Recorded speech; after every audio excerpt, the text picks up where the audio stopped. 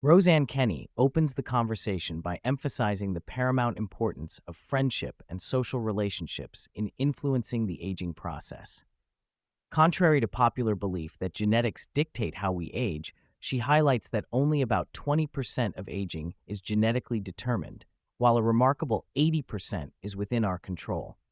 Among the controllable factors, cultivating quality friendships stands out as a critical element. It's not about the number of friends, but the depth and quality of those relationships that contribute significantly to healthier aging. She explains that social engagement acts as a buffer against stress and inflammation, two major drivers of accelerated aging. The example of Rosetta, a small town in Italy, illustrates how a tightly knit community with active social networks can foster longevity despite diets that might not be considered ideal by modern standards.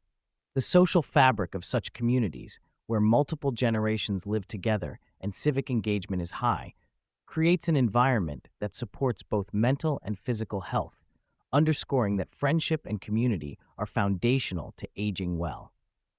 While friendship is the first pillar, Kenny stresses that diet and exercise remain indispensable in slowing down the aging process. She acknowledges that these topics might seem like old chestnuts to some, but their importance cannot be overstated. Diets rich in plant-based foods, low in processed items, salt and sugar, and incorporating variety are linked to better health outcomes.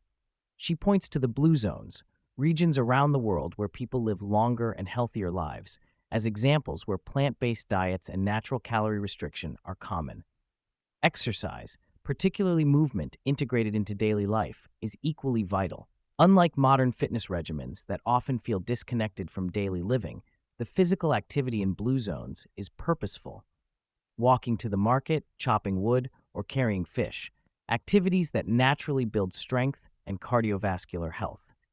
Kenny encourages people, especially those over 50, to increase their movement gradually each year, emphasizing that even small, consistent increases in physical activity can have profound effects on biological aging. Stress emerges as a silent but potent accelerator of aging. Kenny discusses how chronic stress triggers inflammatory pathways in the body, which in turn hasten cellular aging and increase vulnerability to diseases such as cardiovascular conditions and dementia. She advocates for stress attenuation strategies, including meditation, breathing exercises, and fostering social connections as essential tools to slow down the biological clock. The podcast also touches on the societal pressures and life challenges, especially for middle-aged individuals juggling work, family, and other responsibilities, which can make stress management difficult.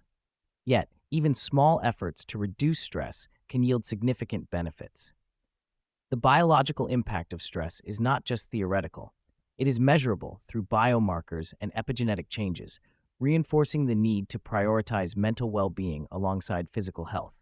Addressing the specific needs of a 40-year-old woman, Kenny highlights the importance of preparing for menopause, a significant biological transition that can influence aging trajectories. She acknowledges the complexity of midlife, where professional and family pressures often limit the time available for self-care, including maintaining friendships, diet, and exercise routines.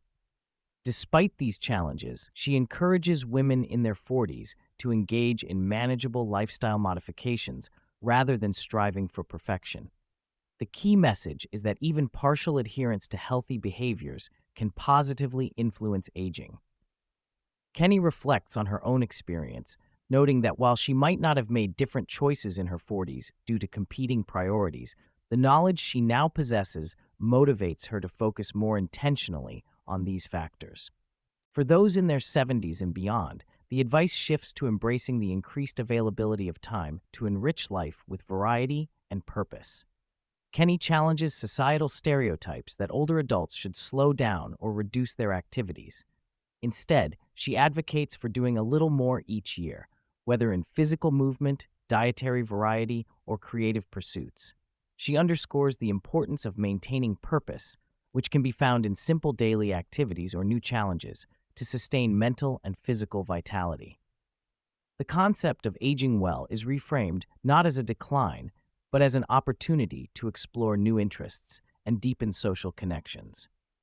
This approach aligns with findings from longitudinal studies showing that quality of life can improve well into the late 70s and beyond, provided physical health is maintained. A significant portion of the discussion centers on the Irish Longitudinal Study on Aging, TILDA, a comprehensive research project tracking thousands of individuals aged 50 and older over many years.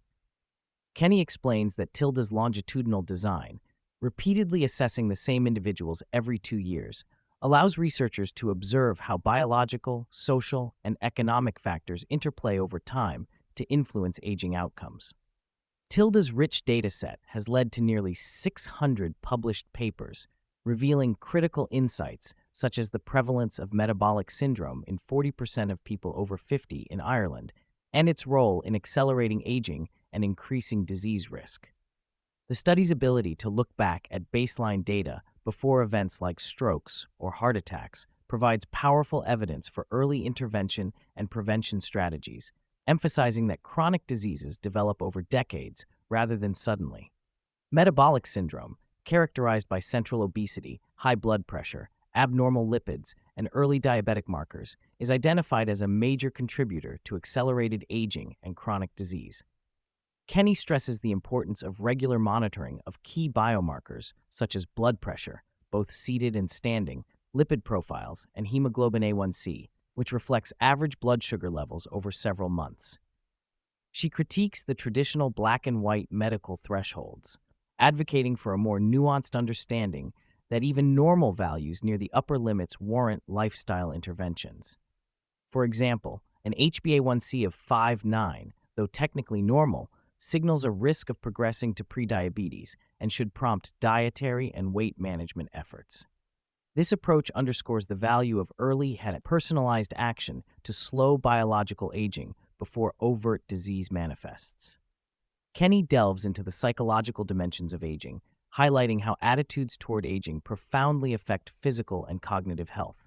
Data from TILDA show that individuals who perceive themselves as younger than their chronological age tend to be fitter and cognitively sharper years later. This "you are as young as you feel" concept has a biological basis, influencing resilience and health outcomes.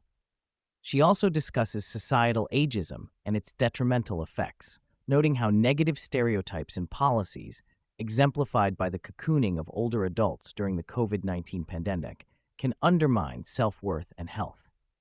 Conversely, fostering positive perceptions of aging, as seen in cultures that associate aging with wisdom, can reduce symptoms like those experienced during menopause and improve overall well-being. Sleep quality and circadian rhythms are explored in depth, with Kenny introducing the concept of chronotypes, individual variations in sleep-wake patterns categorized as lions, bears, wolves, and dolphins. Understanding one's chronotype can help tailor sleep habits and daily routines to optimize rest and health. She emphasizes the critical role of the brain's central clock, the suprachiasmatic nucleus, which regulates cellular rhythms in response to light and darkness. Modern lifestyle factors, especially exposure to blue light from screens before bedtime, disrupt this clock and impair sleep quality. Practical advice includes limiting screen time before sleep, ensuring a dark sleeping environment, and aligning meal and activity times with natural circadian rhythms to support restorative sleep and slow aging. A candid discussion on sex and intimacy reveals their often overlooked role in healthy aging. Kenny points out that a significant proportion of older adults remain sexually active and that intimacy, beyond just intercourse, has neurohormonal benefits that can decelerate aging by reducing inflammation and promoting well-being.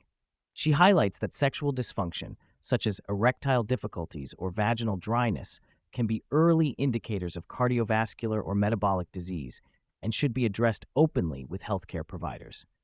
Importantly, intimacy fosters social bonding and emotional health, reinforcing the earlier theme that connection is central to longevity. The message is clear. Maintaining intimacy and addressing related health issues are vital components of aging well. The final themes revolve around the psychological and social drivers of longevity: purpose and laughter.